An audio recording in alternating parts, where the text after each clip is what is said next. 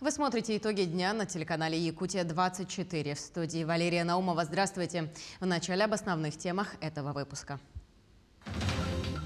Предпринять скоординированные меры, чтобы не допустить уменьшения устойчивости. Вице-премьер правительства Юрий Трутнев провел совещание по Северному завозу. Обсуждение вопросов цифровизации, развития инновационной экосистемы. Стартап-тур Сколково прошел в Якутске. На мероприятии побывал мой коллега. Перед началом сезона все службы должны быть приведены в боеготовность. В местности Усть-Хатын проводился традиционный ежегодный смотр сил и средств экстренных служб. Вентилируемый фасад, теплопункт внутри дома и не только. В Ленске строительная компания применила инновации при возведении многоэтажного дома.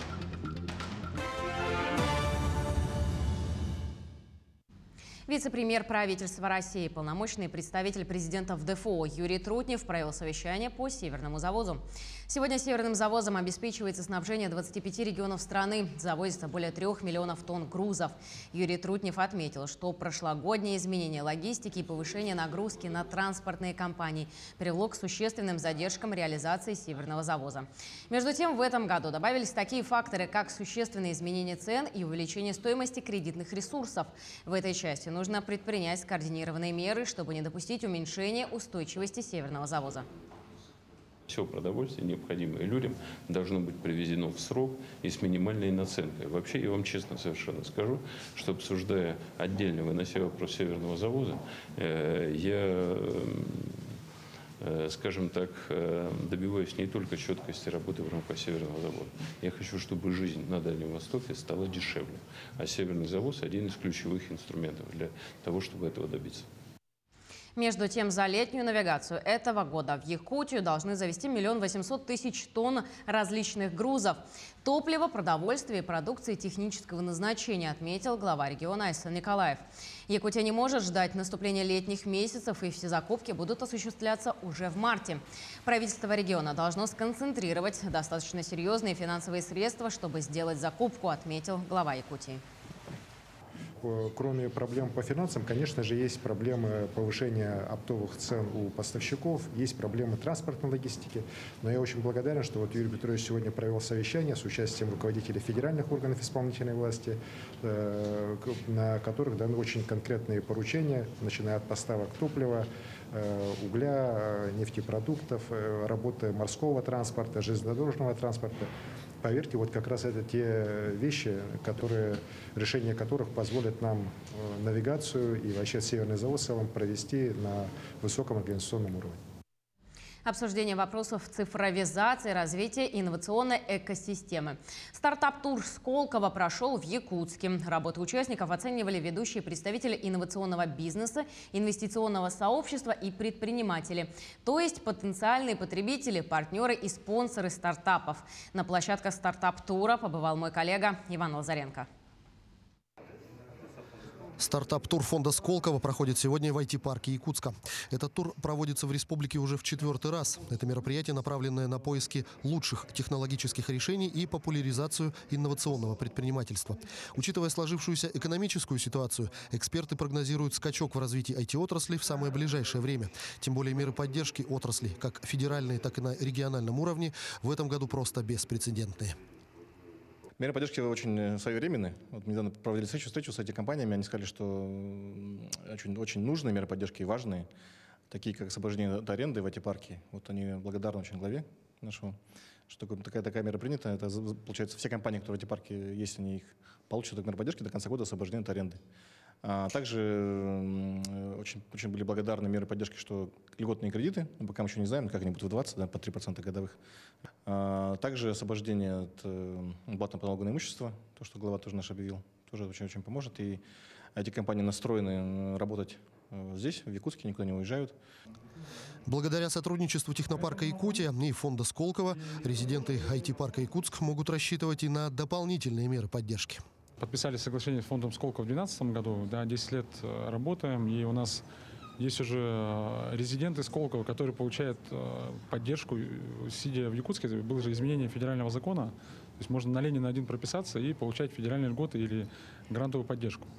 В этом году на участие в стартап-туре были поданы свыше 100 заявок, однако для участия в конкурсах по различным направлениям были отобраны по 5 лучших проектов. Так, в направлении биотехнологий в медицине и сельском хозяйстве принимает участие известная своими IT-разработками в области медицины компания «Сайберия». В целом в здравоохранении есть такое направление, называется система помощи принятия врачебных решений. То есть это когда система для врача определенное количество характеристик делает подсчет, чтобы снизить рутину и чтобы врач мог более углубленно погрузиться в случай и принять решение и таким образом поставить более точный диагноз. Но и для тех участников стартап-тура, чьи проекты не вошли в конкурсную программу, были организованы менторские слушания, где каждый желающий мог получить профессиональную оценку экспертов фонда Сколково и получить советы, как тот или иной проект доработать и сделать его конкурентоспособным. Это скорее такая уже, по сути, экосистема мер поддержки. Мы просто предлагаем в каждом случае стартапу помочь, проконсультировать, по какой траектории лучше всего идти. То есть как комбинацию скорее собрать, вот такую индивидуальных, может быть, рецепт какой-то, какие именно режимы, какие именно меры стимулирования можно сейчас использовать. То есть диапазон просто беспрецедентно большой сейчас. Приветствуя участников стартап-тура, заместитель председателя правительства, полномочный представитель президента России в Дальневосточном федеральном округе Юрий Трутнев отметил, что на сегодняшний день Якутия уверенно занимает первую позицию по инновациям на Дальнем Востоке, производя 85% экспорта IT-услуг. Но, тем не менее, есть куда двигаться дальше.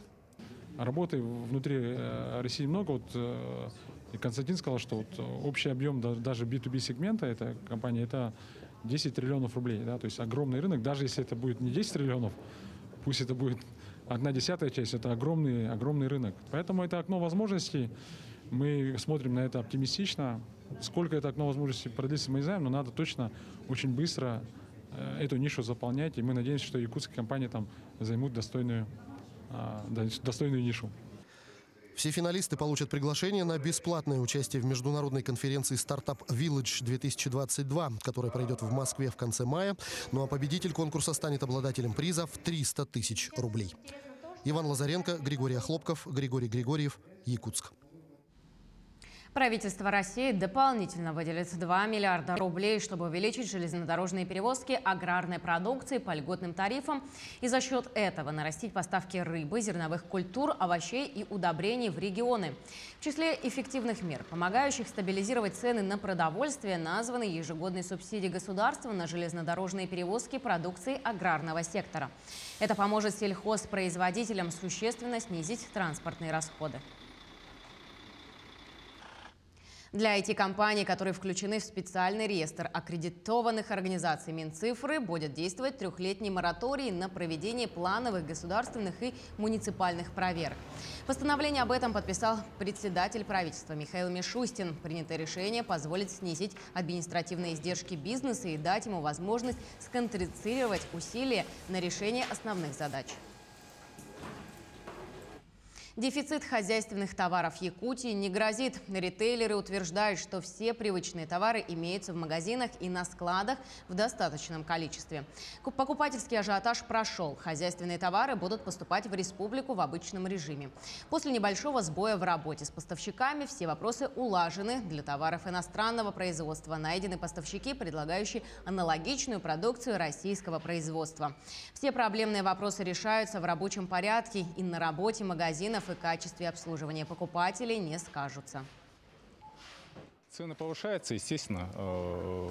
В основном, я еще раз повторюсь, это импортная продукция. На нее рост довольно-таки значительный.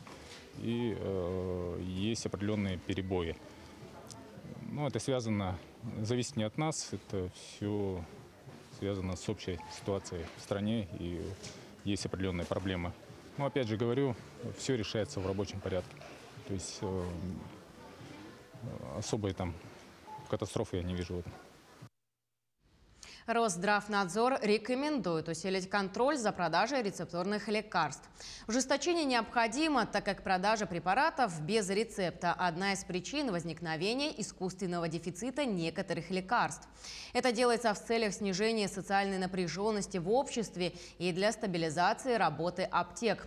Росздравнадзор также напоминает, что за продажу лекарств без рецепта аптекам грозят крупные штрафы от 100 до 200 тысяч рублей или приостановление деятельности на срок до 90 суток. Между тем, в Госдуме считают, что импортозамещение инсулина в России достигнет 100% в течение месяца.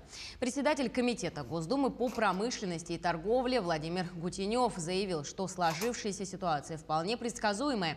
Есть альтернативные поставщики. Депутат добавил, что хотелось бы предостеречь наших соотечественников от избыточного ажиотажа, чтобы на волне тревожных ожиданий не было ненужных покупок. В 2015 году в стране был утвержден перечень импортных медицинских изделий, государственные муниципальные закупки которых ограничены по принципу «третий лишний». Так, иностранные компании не могут принять участие в закупке, если подано не менее 2 заявок от производителей Евразийского экономического союза. Сегодня в местности Усть-Хатын состоялся традиционный ежегодный смотр сил и средств экстренных служб. Перед началом сезона паводка и лесных пожаров все службы быстрого реагирования должны быть приведены в максимальную боеготовность. Подробности в сюжете Александра Хавренко. С наступлением весны в Якутии наступает и сезон чрезвычайных ситуаций. Сначала нас ждет паводок, а летом не исключены лесные пожары. Для того, чтобы чрезвычайная ситуация не застала людей врасплох, силы экстренного реагирования проводят смотр сил и средств. Более 2,5 сотен сотрудников из службы спасения, полиции, медицины катастроф, лесопожарной охраны и других экстренных служб раз в год проводят смотр, на котором проверяется готовность техники и личного состава к работе в случае возникновения чрезвычайной ситуации. Освежили знания личного состава, посмотрели на корректность по списочному составу тех сотрудников и работников, которые у нас входят в соответствующие подразделения по комплектации, проверили их экипировку, проверили состояние и работоспособность техники. Считаю, что проведенный осмотр показал нам готовность составляющие боевых сил к реагированию на возможные риски, связанные с паводкоопасным периодом и с пожароопасным сезоном. Большинство сил экстренных служб сосредоточены в столице, но и в муниципальных образованиях имеются свои отряды экстренного реагирования. И смотр сил и средств – это лишь одно из мероприятий подготовки к периоду чрезвычайных ситуаций. По республике сейчас идут командно-штабные учения по муниципальным образованиям. Проверяются силы, средства, проверяется система оповещения, проверяются материальные резервы и в целом-то готовность муниципальных сил к предстоящему сезону. Впереди у служб еще большие учения, на которых будут отрабатываться навыки и знания. Ведь в случае возникновения чрезвычайной ситуации именно от этих людей зависят жизни и здоровье сотен, а то и тысяч людей. Александр Хавренко, Владимир Павлов, Якутск. В связи с тем, что на территории Нерюнгринского района проблема борьбы с мошенничеством остается одной из наиболее актуальных, сотрудники полиции провели профилактическую акцию «Внимание, мошенники». В мероприятии также приняли участие студенты учебных заведений. Участники акции раздали прохожим памятки, в которых указаны основные виды мошенничества и рекомендации, как не стать жертвой преступников.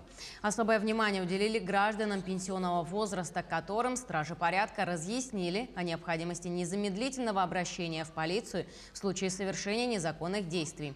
Также напомнили, что не следует сообщать незнакомым лицам свои личные данные и информацию о банковских картах.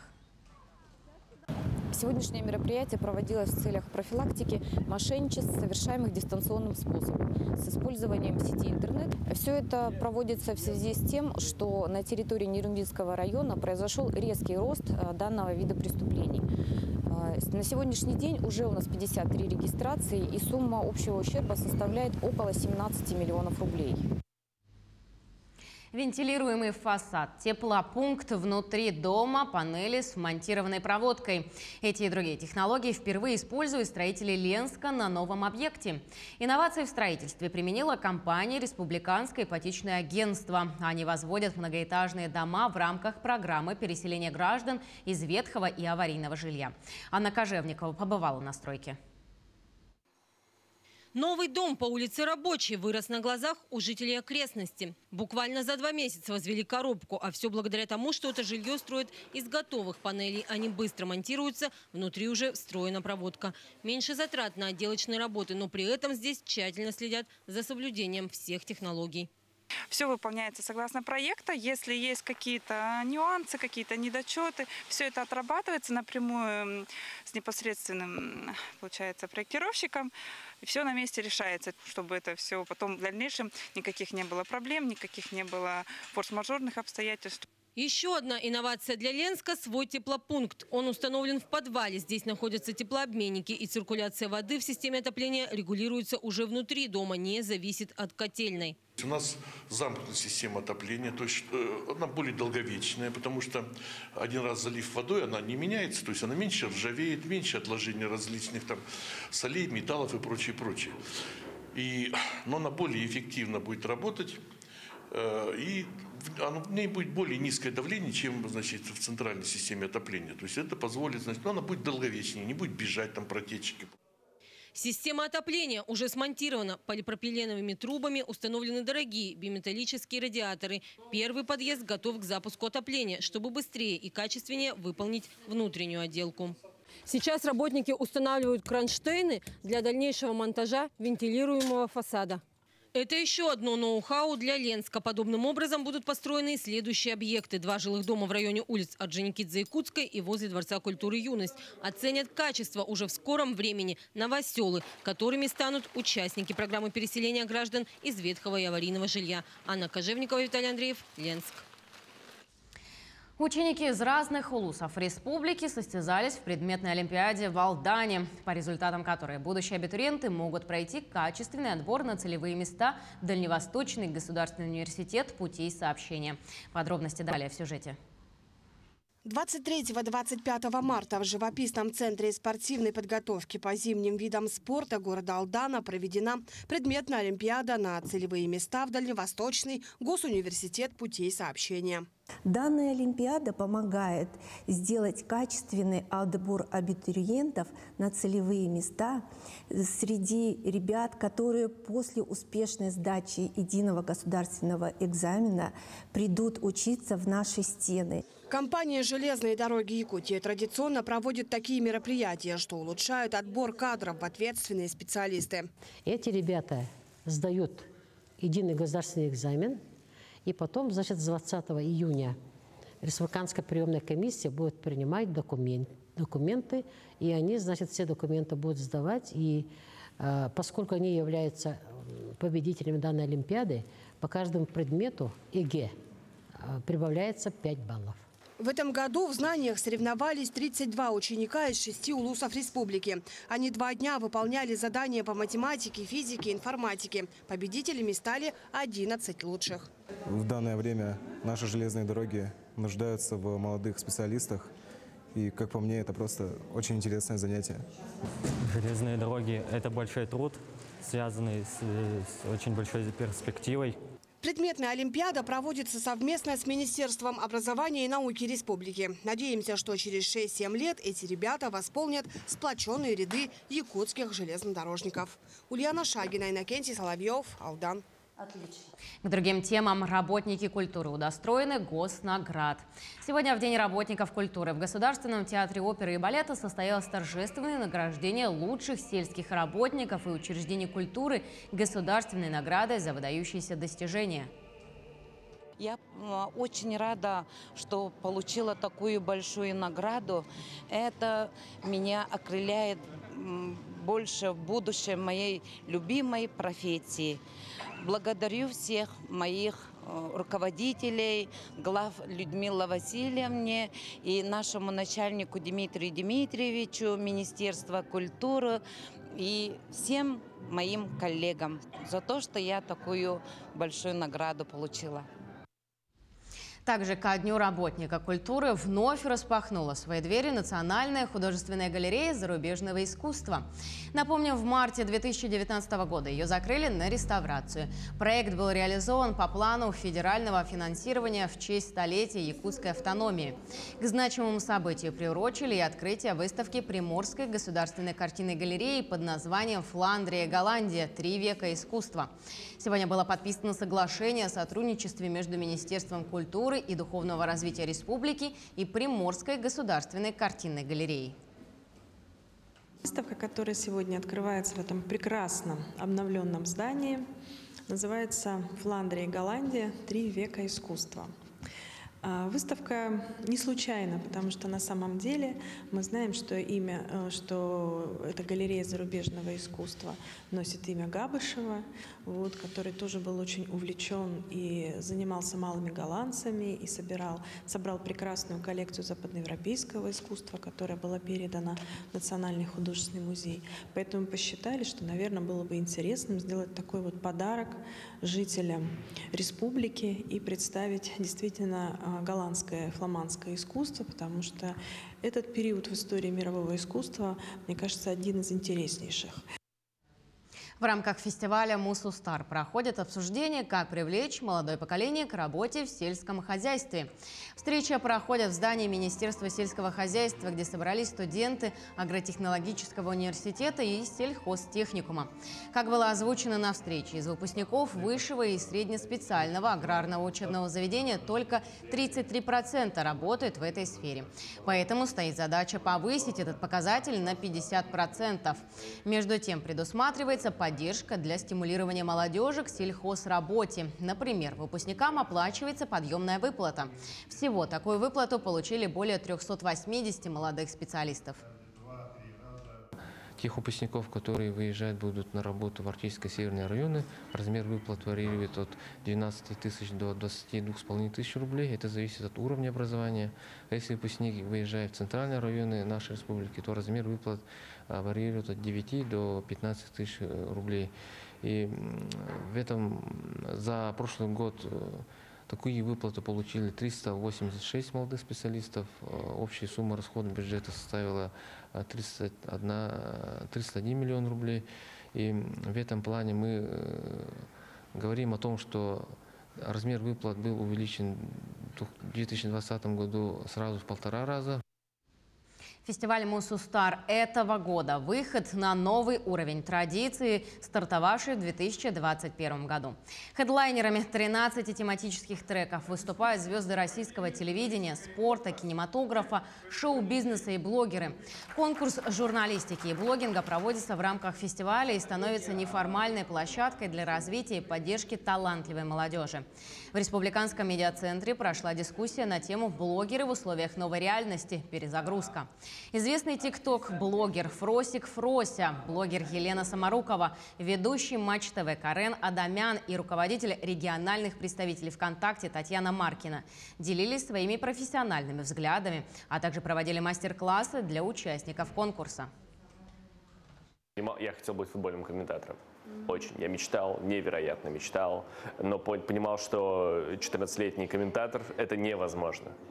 И понимал, что впереди очень много работы, где-то грязной работенки, то, чего ты, может, не очень хотел бы делать, но надо делать, чтобы набираться опыта и дождаться своего шанса. Я много работал там ночами, в том числе во время школы. И вот в итоге, не знаю, там случился в 2012 году конкурс футбольных комментаторов на канале «Россия-2», который сейчас Матч ТВ. И я стал одним из 2 победителей. А в Дворце спорта 50 лет Победы с показательным номером в рамках фестиваля выступили многократные чемпионки мира по художественной гимнастике Дина и Арина Аверины. На данный момент звездные сестры после чемпионата России отдыхают, восстанавливаются и пока не думают о приостановке спортивной карьеры. Юные спортсменки показали концерт от имени сообщества Федерации художественной гимнастики Республики. В конце мероприятия сестры Аверины пообщались с детьми, провели автограф и фотосессию. Как они сами отмечают, секрет успеха кроется в поддержке, трудолюбии и доверии тренеру. Ну, тут очень хороший зал. Это, во-первых, есть условия, где тренироваться, готовиться к соревнованиям. А во-вторых, дети все очень стараются, и это видно. Они прям выходят, улыбаются. Но самое главное – здоровье, терпение. И вот, чтобы у каждого ребенка горели глаза. И они наверное, любили то, чем они занимаются. Это самое главное. Соревнования отцов и сыновей 2022 пройдут на озере Сайсары. 27 марта на территории озер пройдут 5-е городские соревнования отцов и сыновей, приуроченные к 390-летию города Якутска, столетию образования ЯССР и Году матери в республике.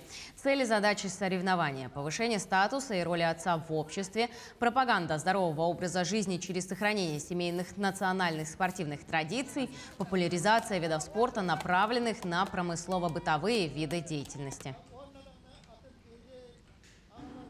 На этом у нас все новости. Именно таким мы запомним уходящий день. Всего доброго и до новых встреч в эфире.